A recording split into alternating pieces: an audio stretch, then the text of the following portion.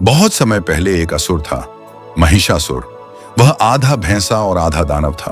उसने कठोर तपस्या करके भगवान ब्रह्मा से वरदान पाया कि उसे कोई देवता या पुरुष मार नहीं सकेगा। वरदान मिलते ही उसका अहंकार आसमान छूने लगा। उसने देवलोक पर आक्रमण कर दिया, इंद्र का सिंहासन छीन लिया, ऋषियों के यज्ञ भंग करने लगा। धरती पर भय फैल गया। देवता हार कर ब्रह्मा, विष्णु और शिव के पास पहुंचे। देवताओं की आंखों में भय था। प्रभु, इंद्र बोले, अब हमारी रक्षा केवल शक्ति ही कर सकती है। तब तीनों महादेवों के तेज से एक दिव्य प्रकाश प्रकट हुआ। वह प्रकाश इतना तेज था कि सूर्य भी उसके सामने फीका लग रहा था। उस प्रकाश से प्रकट हुई मां दुर्गा। उनके 10 हाथ थे, हर हाथ में दिव्य अस्त्र, चेहरे पर तेज, आंखों में अग्नि। शिवजी ने अपना त्रिशूल दिया, विष्णु ने सुदर्शन चक्र, इंद्र ने वज्र, वरुण ने शंख, हिमालय ने सिंह। मां दुर्गा सिंह पर सवार होकर युद्ध के लिए निकल पड़ी। 9 दिनों का भयंकर युद्ध। महिषासुर ने जब दुर्गा को देखा तो हंस पड़ा। एक स्त्री मुझे चुनौती देगी? लेकिन अगले ही क्षण दुर्गा की गर्जना से धरती कांप उठी। युद्ध शुरू हुआ। पहले दिन असुरों की सेना टूट गई। दूसरे दिन पर्वत जैसे दैत्य धराशायी हो गए। तीसरे दिन आकाश अस्त्रों से भर गया। 9 दिनों तक युद्ध चलता रहा। रक्त नदियों की तरह बह रहा था। धरती कांप रही थी। देवता आकाश से यह युद्ध देख रहे थे। महिषासुर कभी भैंसा बनता, कभी हाथी, कभी सिंह, लेकिन मां दुर्गा हर रूप को नष्ट कर देती। 10वें दिन जब सूरज लाल हो उठा, महिषासुर अपने सबसे भयानक रूप में आया। उसने क्रोध में पहाड़ उखाड़ दिए।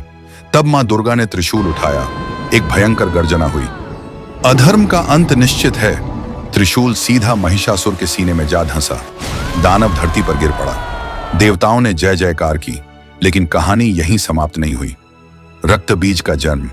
महिषासुर के मरते ही एक और भयानक असुर आया, रक्त बीज। उसका वरदान और भी भयंकर था। उसके शरीर से रक्त की जितनी बूंद गिरती, उतना ही नया दानव पैदा हो जाता। मां दुर्गा ने उस पर वार किया, लेकिन हर वार के बाद हजारों रक्त बीज पैदा हो जाते। युद्ध भयंकर हो गया। देवता डर गए। तब दुर्गा का क्रोध बढ़ने लगा। उनकी आंखें लाल हो गईं। उनके भीतर से एक भयानक शक्ति प्रकट हुई, मां काली। मां काली का रौद्र रूप। मां काली का रूप इतना भयंकर था कि समय भी थम जाए। काले बादलों जैसा शरीर, गले में नरमुंडों की माला, हाथ में खड्ग, लाल जिह्वा बाहर निकली हुई। उन्होंने युद्ध भूमि में कदम रखा। जहां उनका पैर पड़ता, धरती फट जाती। काली ने रक्त बीज को घायल किया और उसका रक्त धरती पर गिरने से पहले ही पीना शुरू कर दिया। एक एक बूंद समाप्त होने लगी। धीरे धीरे सारे रक्त बीज खत्म हो गए। अंत में काली ने उसका सिर काट दिया। देवताओं ने राहत की सांस ली, लेकिन अब समस्या कुछ और थी। क्रोध जो रुक नहीं रहा था, युद्ध समाप्त हो चुका था, लेकिन मां काली का क्रोध शांत नहीं हो रहा था। उनका रौद्र रूप बढ़ता जा रहा था। वे तांडव करने लगीं। धरती कांप रही थी। समुद्र उफान मार रहे थे। आकाश में बिजली टूट रही थी। देवता भयभीत हो गए। यदि उनका क्रोध नहीं रुका तो सृष्टि नष्ट हो सकती थी। सब शिवजी के पास पहुंचे। महादेव, केवल आप ही मां को शांत कर सकते हैं। शिवजी मुस्कुराए। शक्ति बिना शिव अधूरे हैं और शिव बिना शक्ति। वे युद्ध भूमि की ओर चले। शिवजी का निर्णय काली क्रोध में आगे बढ़ रही थी। उनकी आंखों में केवल विनाश था। तब शिवजी शांत भाव से उनके मार्ग में लेट गए। उन्होंने कोई अस्त्र नहीं उठाया, कोई युद्ध नहीं किया, बस चुपचाप धरती पर लेट गए। काली तांडव करते हुए आगे बढ़ी और अचानक उनका पैर शिवजी के सीने पर पड़ गया। उसी क्षण समय जैसे रुक गया। काली ने नीचे देखा। उनके चरणों के नीचे स्वयं महादेव थे। क्षण भर में उनका क्रोध शांत होने लगा। उनकी आंखों की अग्नि पिघल गई। उन्हें एहसास हुआ कि विनाश की अग्नि में वे अपने ही प्रिय शिव पर पैर रख चुकी हैं। लज्जा से उनकी जीभ बाहर निकल आई। यही वह प्रसिद्ध रूप है जिसमें मां काली को शिवजी के ऊपर खड़े दिखाया जाता है। इसका गहरा अर्थ ये केवल एक घटना नहीं थी, इसके पीछे गहरा आध्यात्मिक अर्थ छिपा है।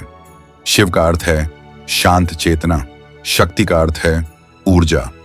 जब ऊर्जा नियंत्रण खो देती है तब विनाश होता है, लेकिन चेतना उसे संतुलित करती है। इसलिए शिवजी ने युद्ध नहीं किया, उन्होंने स्वयं को समर्पित किया ताकि शक्ति शांत हो सके।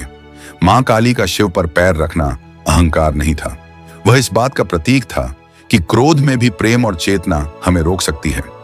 देवताओं की स्तुति जब मां काली शांत हुई, देवताओं ने फूल बरसाए। आकाश जय माता दी से गूंज उठा।